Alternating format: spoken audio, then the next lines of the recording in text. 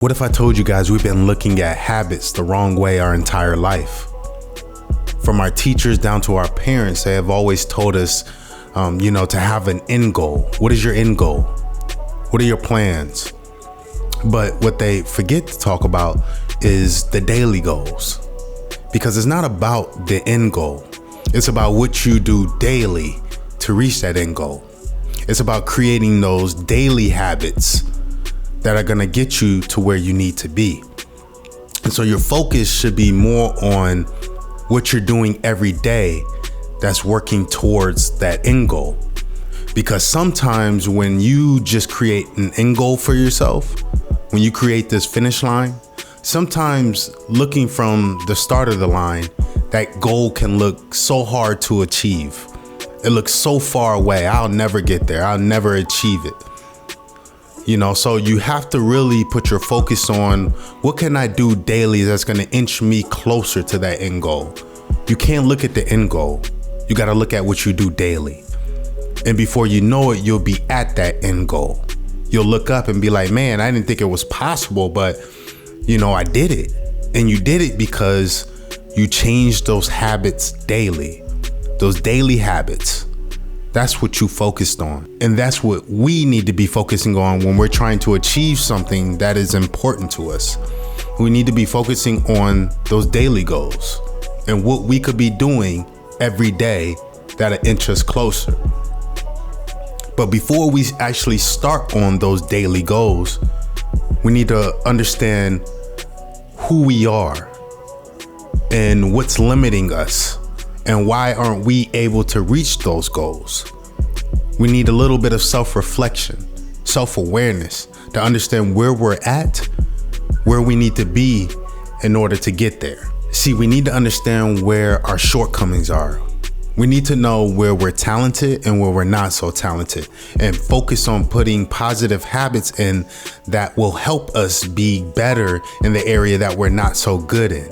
And then we'll be able to bridge the gap from our area that we're talented in and bridging it to the area that we're not so talented in. But because we have created positive habits in that specific arena that we're not so good in, now we have created the perfect recipe that'll help us get us to where we want to be. And that's our end goal. So we have to become self-aware in order to put in place these new habits, these new positive habits, because we've been doing something wrong the whole time. We've had bad habits that we have been, neglecting, just not paying any attention to. And now we need to be able to become self-aware to where we're paying attention to those bad habits and now replacing them with our good habits, the good habits that we can align with the area that we're talented in, bridging that gap to get us to where we need to be. So many people begin the process of changing their habits by focusing on what they want to achieve. So there's two forms of habits. There's outcome-based habits and there's identity-based habits.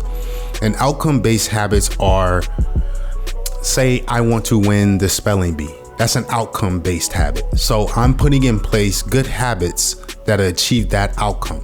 Identity-based habits are more of my beliefs, my worldview, what I think of myself, self-image. So I want to become that spelling bee champ, but I have to change the way I think. I need to start, bigging myself up. I need to start thinking that I'm just as good as everyone else that's in this spelling bee. So that's you trying to change an identity or your self-image in order to give you the confidence to achieve that outcome. So typically they go hand in hand together. To achieve the outcome-based habits, you also have to be working on the identity-based habits because they go together. In order to become the best basketball player in the world, I also have to believe that I can become that person in order to reach that outcome. We have to understand the importance of these small atomic daily habits, because these habits are going to determine the destination that you reach. Even if it's a slight 1% change, for better or worse, in the moment it may seem insignificant, but over a span of moments, these decisions are going to determine the difference between who you are and who you could be. To get where we want to go, it isn't about brilliance. It's about continual effort. And it isn't a sexy idea, but it should be encouraging because it tells you that everything is in reach, as long as we continue to focus on the daily habits and not so much the end goal, because the end goal can seem out of reach. But if we take things a day at a time, making sure that we're always going in the right direction daily, we're progressing in the right direction, we'll reach that end goal before we even know it. And that should be encouraging because now you know it's not impossible. So I just want us to start looking at things differently, treating habits differently. It takes, what they say, 66 days, 70 days to form or break a habit. So this is something we need to be consistently doing on a daily schedule so it becomes ingrained in us. It becomes a part of us. It's like Robert Greene. You need to spend 10,000 hours to become a master at something. It needs to become a part of us if we really want to achieve what we say that we want to achieve. You know, you got to be honest with yourself. You got to be real with yourself. How bad do you want it? And if you want it that bad, you'll take those daily steps to get there. But I thank you guys for taking the time out to view this video. And, you know, I'm going to have more on the way. So I'll catch you guys in the next one. I'm out.